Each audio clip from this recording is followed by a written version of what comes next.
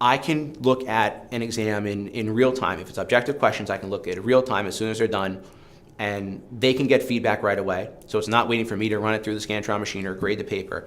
I can then take the following day and say, all right, here's where we're going to target review. We're not going to go over every question. If you all got questions 1 through 5 right, I'm not going to go over them. But I want to concentrate on this question because I'm looking at the frequency of your responses, and I noticed that a lot of you chose the wrong answer, or you chose the distractor, which was the most distracting, and let's look at that. Let's do a targeted review, as opposed to let's go over every question. Let's look at, as a class, but also as an individual, I can then talk with a student and say, well, what you really changed your mind a lot on 20 out of 25 questions. You had the right answer, but then you chose something different. Why did you change your mind? Why did you spend so much time on a question? That's stuff where, like I said, you just can't do that with a paper test. I can really look at the mind of the exam taker and what were you thinking when you took this question. And as a teacher, I've prepared myself to be ready for that feedback. I wasn't that teacher 10 years ago. I just wouldn't